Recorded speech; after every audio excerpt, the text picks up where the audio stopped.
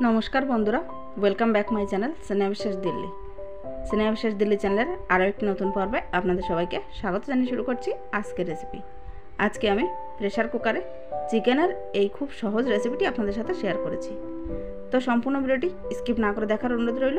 আশা করি আপনাদের সকলের ভালো লাগবে, আর যারা একেবারেই নতুন তাদের জন্যই বিশেষ করে এই রেসিপিটা। ভালো লাগলে একটা লাইক করার অনুরোধ রইল। আপনার একটা লাইক আমাকে নেক্সট ভিডিও তৈরি করার জন্য অনেক বেশি মোটিভেট করে। তো চলুন বন্ধুরা, কথা না বাড়িয়ে রেসিপিটি শুরু করা যাক। প্রেশার কুকারে চিকেনের এই রেসিপি তৈরি করার জন্য আমি এখানে 1 কেজি চিকেন নিয়ে নিয়েছি। চিকেনটাকে ভালোভাবে ধুয়ে নিয়েছি, আর বড় বড় পিসগুলোতে একটু কাট লাগিয়ে নিয়েছি।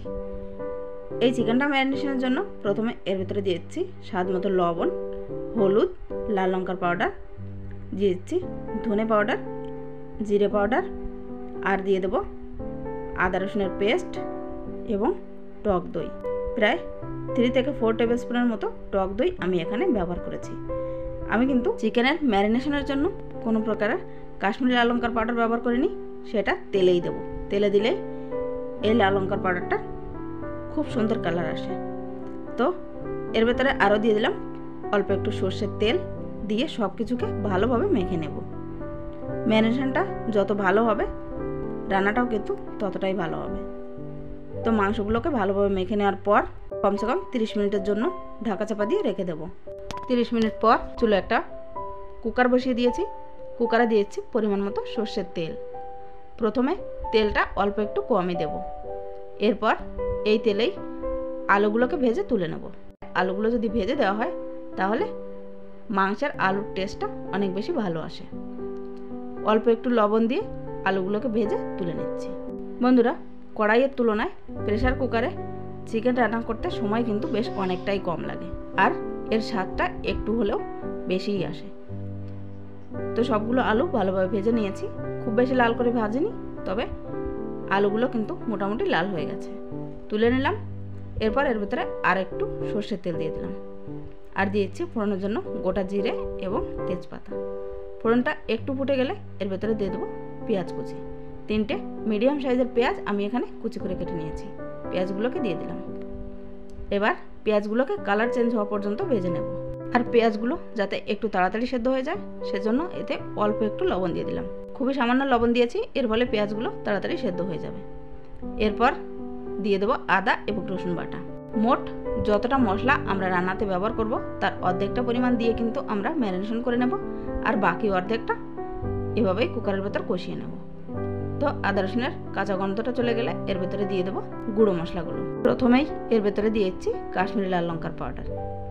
এরপর দিয়ে দেবো স্বাদ মতো লবণ, দিয়ে দিলাম ধনে গুঁড়ো আর জিরে গুঁড়ো। এরপর দিয়ে দেবো লাল লঙ্কার পাউডার এবং সবার শেষে দিয়ে দেবো হলুদ গুঁড়ো। দিয়ে সব মশলাগুলোকে ভালোভাবে কষিয়ে নেব। 1 থেকে 1.5 মিনিট পেঁয়াজের সাথে সব মশলাগুলোকে একটু নাড়াচাড়া করে মিলিয়ে নেওয়ার পর এর ভেতরে দিয়ে দেবো টমেটো পিউরি। একটা বড় সাইজের টমেটোকে আমি মিক্সিতে পেস্ট করে নিয়েছি। এবার টমেটো পেস্টটা দিয়ে দিলাম এবং সব মশলার সাথে টমেটো পেস্টটাকেও খুব সুন্দরভাবে কষিয়ে নিতে হবে যতক্ষণ না পর্যন্ত টমেটো পেস্টটা শুকিয়ে আসছে আর মশলা থেকে তেল ছাড়তে শুরু করছে। তো দেখুন, মশলাটা বেশ ভালোভাবে কষানো হয়ে গেছে, মশলা থেকে তেলও ছাড়তে শুরু করে দিয়েছে। এই পর্যায়ে এর ভিতরে দিয়েছি ম্যারিনেশন করে রাখা চিকেনগুলো। সম্পূর্ণ চিকেনটাই আমি এখানে দিয়ে দেবো এবং সব মশলার সাথে চিকেনটাকে ভালোভাবে কষিয়ে নেব।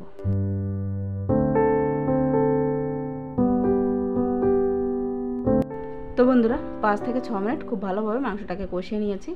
এরপর এর ভেতরে দিয়ে দেবো আগে থেকে ভেজে রাখা আলুগুলো দিয়ে আবারও একবার ভালোভাবে মিলিয়ে নেব, আর কুকারের উপর থেকে ঢাকনাটা বন্ধ করে আরও 3 থেকে 4 মিনিট কষিয়ে নেব।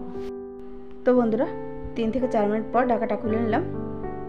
দেখুন, মাংসটা কিন্তু বেশ ভালোভাবেই কষানো হয়ে গেছে এবং মাংস থেকে তেলও ছাড়তে শুরু করেছে। এই পর্যায়ে এর ভেতরে দিয়ে দেবো পরিমাণ মতো জল। কুকারে রান্না করতে গেলে জলটা কিন্তু কখনোই বেশি প্রয়োজন পড়ে না, তাই জলটা একটু বুঝে দিতে হবে। যে পাত্রে আমরা মাংসটা ম্যারিনেশন করে নিয়েছিলাম সেই পাত্রটা ধুয়েই এর ভেতরে জল দিয়ে দিলাম। মাংসের ঝোল যতটা রাখতে চান ততটাই জল দিয়ে দিতে হবে। বেশি জল দিলে পরে শুকিয়ে নিতে বেশ অনেকটাই সময় লেগে যাবে। তো মাংসের জল দেওয়ার পর এর ভেতরে দিয়ে দিলাম কয়েকটা গোটা রসুন। রসুনটা যদি আলুর সাথে দেওয়া হয় তাহলে আরও বেশি ভালো হয়। আমার দিতে মনে ছিল না, তাই আমি এখন দিয়ে দিলাম। এইবার এর ভেতরে দিয়ে দেবো হাফ টিস্পুন গরম মশলা পাউডার। গরম মশলা পাউডার দেওয়ার পর একবার একটু মিলিয়ে নেব এবং ঢাকনাটা বন্ধ করে একটা সিটি আসা পর্যন্ত অপেক্ষা করব।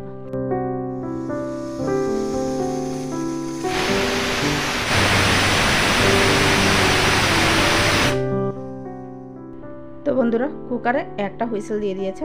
এইবার আমি গ্যাসের ফ্লেমটা অফ করে দেব এবং অপেক্ষা করব যতক্ষণ না পর্যন্ত কুকারের প্রেশারটা রিলিজ হয়ে যাচ্ছে।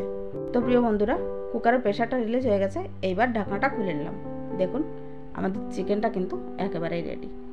দেখতে কতটা সুন্দর হয়েছে সেটা আমি আপনাদের কাছ থেকে দেখিয়ে দিচ্ছি।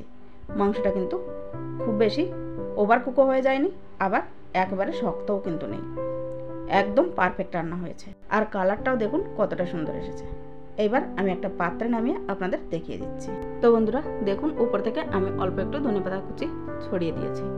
মাংসটা দেখতে খুবই সুন্দর হয়েছে, আর খেতে তো তার থেকে বেশি সুন্দর হয়েছে। তো যারা নতুন তারা এইভাবে ট্রাই করতে পারেন। আর আজকে আমার এই চিকেন রান্নার রেসিপিটি আপনাদের ভালো লেগে থাকলে একটা লাইক করে দেবেন। আর যদি কোনো নতুন বন্ধু আজকে এই রেসিপিটি দেখতে আসেন তাহলে চ্যানেলটি সাবস্ক্রাইব করে নেওয়ার অনুরোধ রইল।